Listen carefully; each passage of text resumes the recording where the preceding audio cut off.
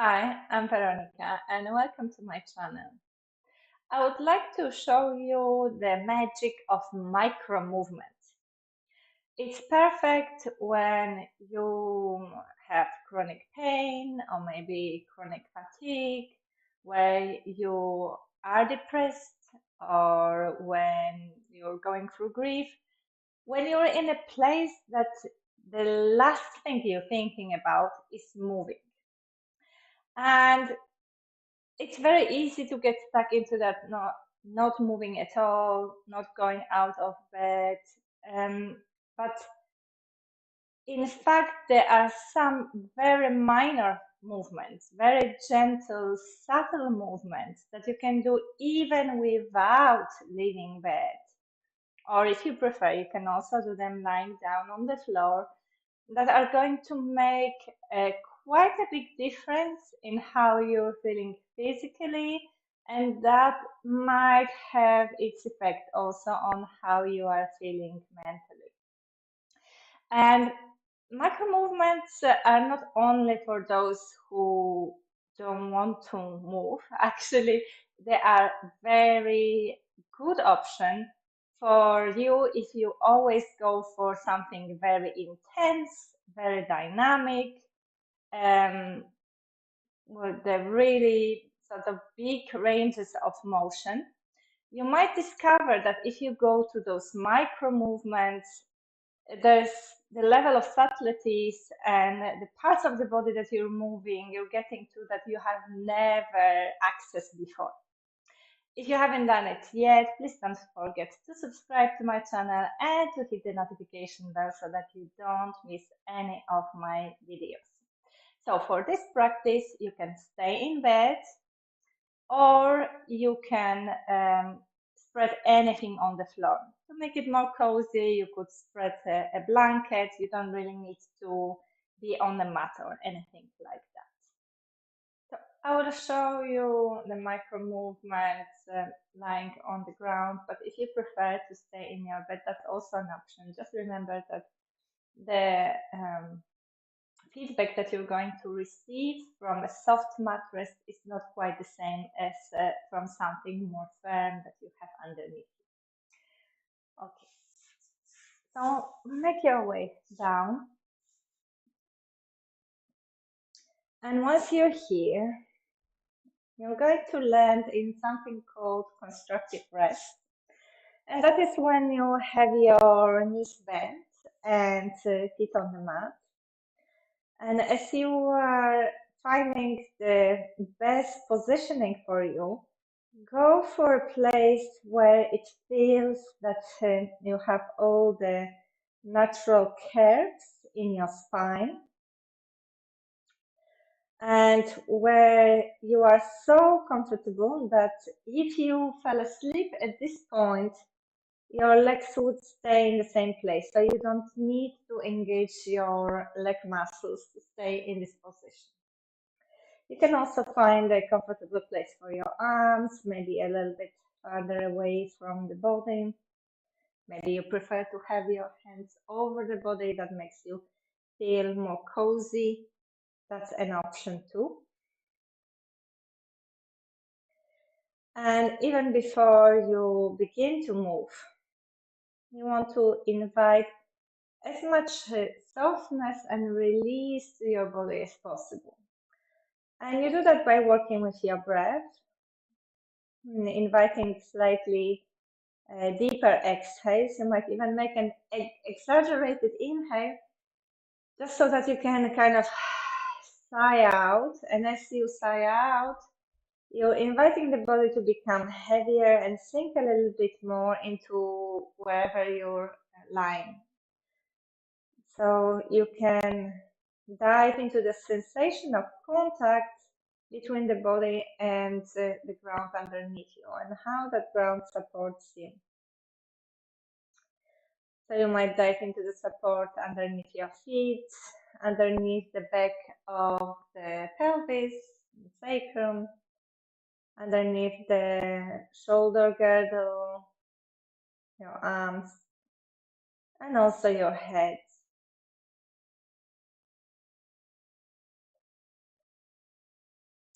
And today I will invite you to explore the micro movements in the pelvis. And they are so important because once you start releasing the pelvis, you're releasing also your spine, and that usually has the effect all the way upwards, all the way to the neck. So even very small movements in that area can have a knock-on effect for the rest of the body. So the first thing I would invite you to do is to find a place for your feet and the stillness that it will be almost automatic. It will almost happen on its own. And this kind of very gentle rock of your pelvis from side to side. So sometimes it really happens automatically on its own. You don't really even need to do anything. Sometimes it just requires a tiny bit of an invitation, but it's literally minimal effort. And as any other swaying or rocking movement, it has a soothing effect on the nervous system. So it can be actually quite comforting and soothing to do this very gentle swaying, rocking movement from right to left. If you are on the firm surface, you will additionally feel the sensation of massaging across your sacrum.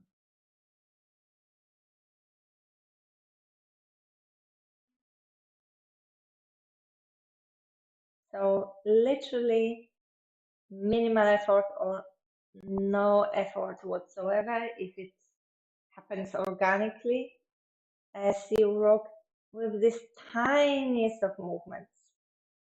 And if you're not used to small movements, you might notice that actually even with that very slow and rhythmical and subtle movement, there is lots of things happening going on. So you're really diving into that area of the pelvis and observe how maybe you start feeling that you get some sensation a little bit higher around the abdomen. Maybe there is a little bit of shift of weight on the feet. Notice whatever there is to notice. You're shifting your attention entirely into the present moment and into your body, which again is very important. If you're experiencing a depression or grief, you want to stay with the sensations, with the body as it is right now, rather than let your thoughts roam.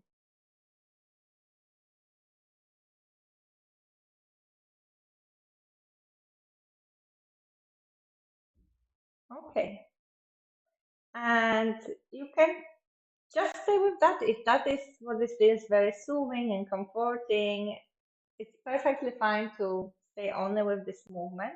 I'll give you some other options as well in case you want to explore them. So another thing you might want to start doing is a movement that goes more um, in a different dimension. So here you are rotating the pelvis, and you're really not going for the extreme range of movement here. This is entirely not the point. It might be something super subtle, but it's aided by your own breathing, and there is absolutely no lifting here. So it's just a motion of rolling your pelvis over the ground underneath you. So you sometimes there are some images that might help with that. For example, that you have handles on either side of the pelvis and you're rolling your pelvis as if it was a rolling pin. You could also imagine you have a long tail, and that tail is drawing a vertical line between an imaginary 12 and 6 on a clock, if that clock was hanging on the wall at your feet. So you might even place the hands on the belly so that you feel it a little bit better. And initiate the movement only with the breath so that you can really rest everything else and let the breath do the work. So you can direct your breath more into in such a way that you will feel that your abdomen is expanding, rising a little bit, and you will feel it underneath your hands. And as the abdomen is expanding, it also creates a little bit of a curve in your lower back and a little bit of a tilt in the pelvis. So if you place your hands over your hips, you might feel that. And then you're just undoing it, nothing else. You're letting it settle to its neutral, into its starting point. So there is inhalation that will expand the belly and create that little bit of a tilt in the pelvis. And with exhalation, it will settle. And I do it still in a little bit exaggerated way so that you can see. But for you, it can look and feel much more subtle. Inhalation expands the belly and rotates the pelvis a little bit. Exhalation is completely passive. Everything returns to where it began.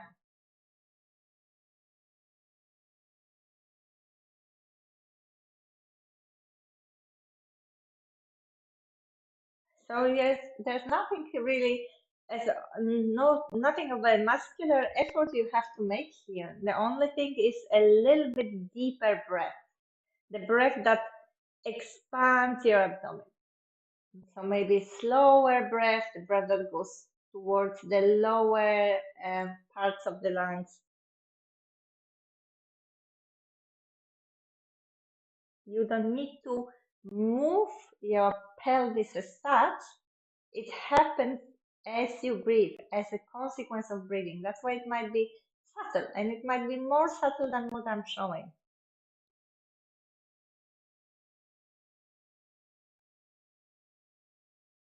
If you don't notice any movement at all as you make your abdomen expand, only then you can invite this movement, but really ever so slightly, just the gentlest of sensation of rolling a little bit more forward with the pelvis.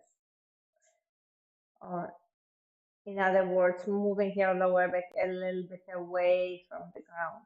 And then you release it. And when you release it, you feel that the lower back is sinking closer towards the ground. And everything is softened. And again, if you have never done that, it might feel like quite an more of a mental effort because you're not quite sure what is moving and how to move it. And that again is enough to keep you quite engaged in that process. And it doesn't need to be perfect. It's all about movement as such. It doesn't need to be any particular way, and we don't want it to be exaggerated. We don't want this super big exaggerated curve here, the expansion of the belly that feels as if that belly was about to burst, and then doing it the other way, like pressing the back all the way into the ground and feeling that it contracts everything within the belly and the legs. No, no, it's really subtle. Really subtle. And the rest, you can check if the rest of the body stays relaxed as you do that. And maybe if you allow the rest of the body to relax, including your shoulders and your head, you might notice that there is some response and your head nods ever so slightly. And that happens because it's a one continuous line, your spine. So if your pelvis moves and the pelvis is joined for the sacroiliac joint to the sacrum, which is a part of the spine, then you can imagine that by moving the pelvis, you're moving your spine as well. And the spine, as it's all connected, it moves all the way till the end, meaning all the way till the neck. And that's what makes your head nod.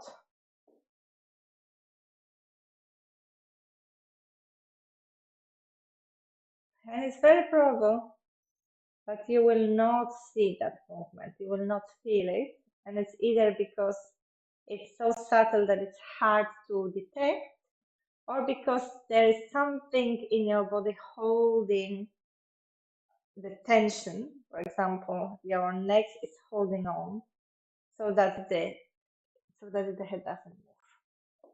And you don't really need to worry about that right now. If you do it quite often, if you keep returning to it and keep reminding yourself to have the rest of the body completely quiet, over time this is going to change. But it's not something you can just force and decide that from day 1 to day 2 it's gonna change. So you're treating yourself with gentleness, you're giving yourself time, a lot of patience, and inviting this really subtle movement. Okay, so this is the second movement, and again, you can stay with it for as long as you want. And the third movement relates to the head, and it's kind of similar to what we did with the pelvis. It's about rolling, but again, it's not about getting to the biggest range of motion, but allowing your head to roll wherever it feels like rolling for now. So you can imagine that your head is like a really heavy bow, and that it starts rolling on its own with its own weight to one side. So there's very little. It's almost as if you set it in motion and then it rolls on its own. And it can be super slow movement. And again, it works quite, it gives you another dimension of sensations if you're on the ground, because you can really concentrate on all those points of contact between your skull and the ground and how it's changing. And you're really not trying to reach anywhere. It's the head that's rolling on its own. And it might be that it will move just a tiny bit, maybe only like a 1 or 2 centimeter. And there will be a moment where it will want to stop. Like it doesn't really want to roll any further unless you really make it and push it with a big movement. So you're not going for that.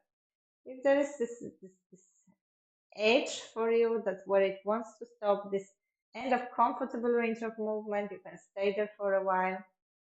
And sometimes it shifts. Sometimes if you stay with it and keep relaxing into it, it might want to roll just a tiny bit more, but this is not the goal. It might or it might not. Like you're really going on till the end of the comfortable range of motion. So whenever you've reached it, you can retrace it and let your head roll again on its own back to the center. And if you remembered where you started, the head tends to settle often in a different place than where you put it. It sets itself where it wants to be. And then after a little bit of a break, you could try the same on the other side. So even if you have like a vertigo or a nausea, you can still do this because it's so slow and so passive. You can let your head roll, and it will roll only for as long as it feels good. So sometimes you might prefer to have the gaze at one point, like on the ceiling, if that is helping you with the feeling of dizziness, if this is an issue for you. And you can keep rolling until the head decides, okay, this is where I want to settle for now. And it might be where it wants to settle, like this is complete, or sometimes after staying here for a couple of breaths and releasing everything, it might want to roll a tiny bit more or not. But you're giving it this moment,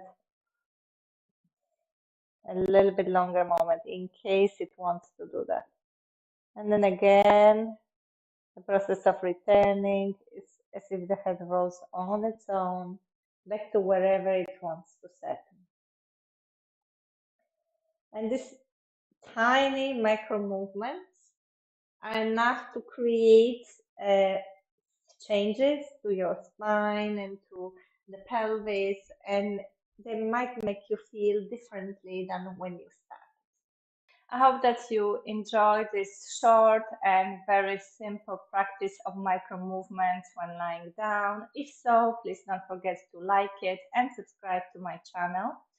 If you would like to get an instant help for how to deal with the intensity of pain or the intensity of strong anxiety, head to my website www.wevemetta.eu, where you can download the audio, 12 minutes long audio, that are like a first help in such cases. In the next episode, I will show you some other examples of micro movements while seated. That includes also when you are at work. So don't miss that one. I'll see you next week.